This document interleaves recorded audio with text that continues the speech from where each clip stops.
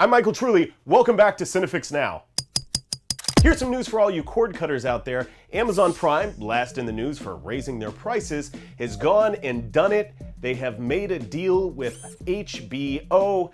Amazon Prime is going to be the only place that you can watch HBO's original shows streaming online that's not already tied to HBO, like HBO Go. This will begin May 21st, but there are some caveats. The first caveat, no True Detective. Well, that's a bummer. Second caveat, no Game of Thrones. What? Third caveat, some of the shows have selected seasons, so shows like Boardwalk Empire or True Blood, I guess that's still on the air.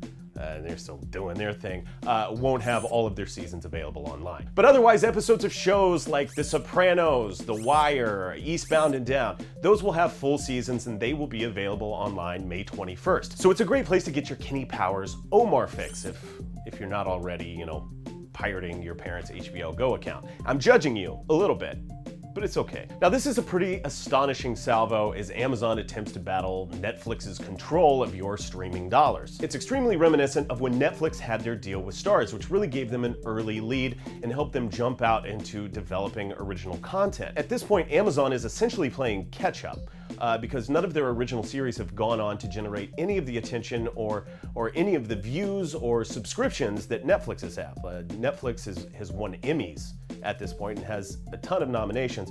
Meanwhile, Amazon essentially has two shows that are sort of toiling in obscurity. The only company that this deal doesn't really make sense for, in my opinion, is HBO. They already have HBO Go and tons of people are using it, even more than people are actually paying for it. I mean, we crashed it with the season 4 premiere of Game of Thrones, guys, so we're obviously doing something right. Now, the only way this does make sense for HBO is if they're using it to license some of their older programs that, while excellent, are probably generating less interest. In which case, they've essentially sold a lot of products to Amazon that people aren't really watching anymore.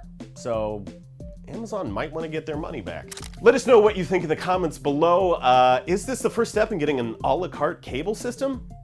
I mean, that would be great because I don't watch Lifetime and I'm tired of paying for a channel where like every guy that's on it is somehow a rapist who hits his wife. I don't watch it. I've just been told that's what.